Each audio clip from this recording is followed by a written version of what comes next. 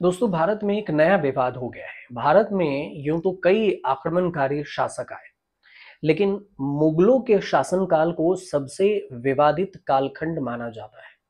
मुगलों से जुड़े हुए भारत के इतिहास को लेकर अक्सर तमाम तरह की चर्चाएं हैं, बहस होती है।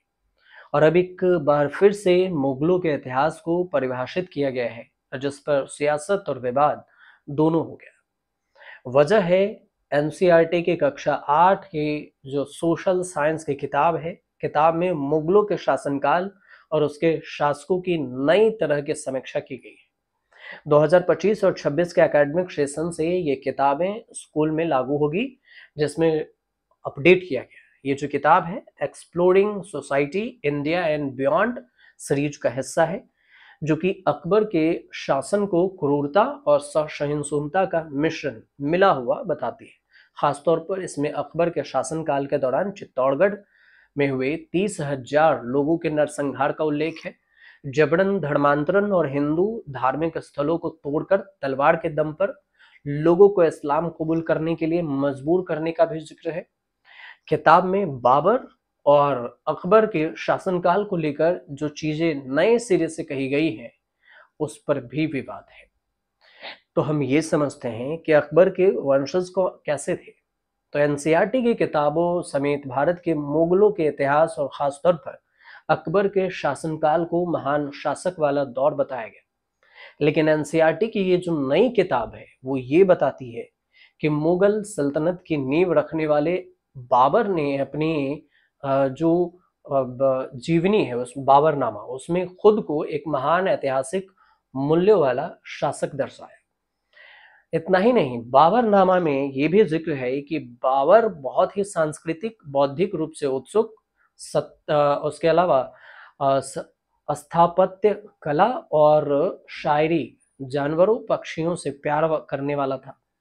लेकिन वो एक क्रूर निर्दयी, पूरे के पूरे शहर का कत्लेआम करने वाला, महिलाओं और बच्चों को गुलाम बनाने वाला, इंसानों का कत्ल करने के बाद उसकी खोपड़ी की मीनार बनाने वाला, गर्व करने वाला लुटेरा भी था।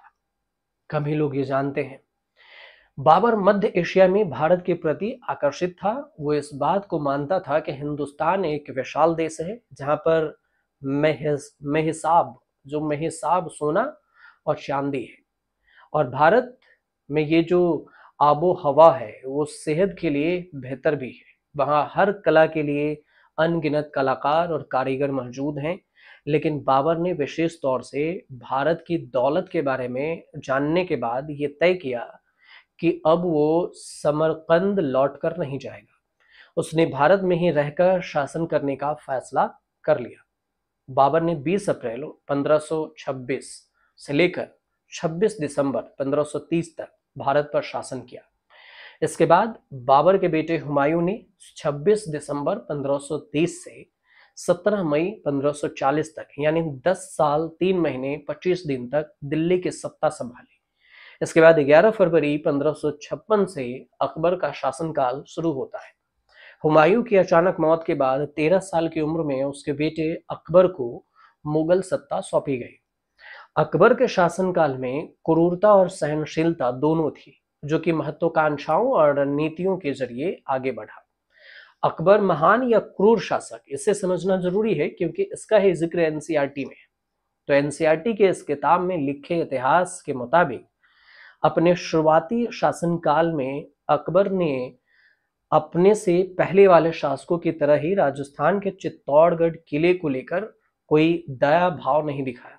5 महीने से ज्यादा समय तक उसने राजपूत सिपाहियों के पुरजोर विरोध के बावजूद चित्तौड़ किले की घेराबंदी जारी रखी। चित्तौड़ की सेना ने मुगल सेना को भारी नुकसान पहुंचाया, लेकिन अंत में चित्तौड़गढ़ किले पर मुगलों का कब्जा हो गया और इस युद्ध में अकबर की सेना ने हजारों की संख्या में राजस्थान के लोगों की हत्या कर दी। इसका जिक्र है। और इतना ही नहीं, सैकड़ों महिलाओं ने मुगल सेना से बचने के लिए जौहर की आग में कूदकर जान दे दी। अकबर ने चित्तौड़गढ़ के किले पर कब्जा करने के बाद करीब 30,000 लोगों के कत्लेआम का फरमान सुनाया। नरसंहार में बच गई महिलाओं और बच्चों को गुलाम बनाने का हुक्म किया। और उस वक्त अकबर की उम्र सिर्फ 25 साल थी। और इस जीत और कत्लेआम के बाद अकबर ने संदेश भिजवाया कि हमने राजस्थान के कई किलों और काफिरों के शहरों पर कब्जा कर लिया और वहां पर इस्लाम की स्थापना कर दी। ये भी कहा कि हमने खून के प्यासी अपनी तलवारों के दम पर काफिरों की तमाम निशानियों को भी दिमाग से मिटा दिया और हमने इन जगहों पर बने मंदिरों को तोड़ दिया और हमने पूरे हिंदुस्तान में ऐसा ही किया है। दूसरे धर्म के लोगों को सताने वाला जो पैगाम है उसका भी जिक्र है।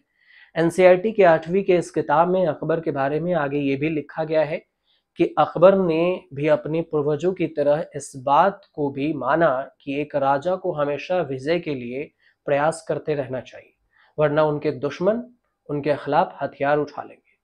अकबर ने अपने शासनकाल में अपना राज्य विस्तार करने के लिए कई तरह की रणनीतियां अपनाई।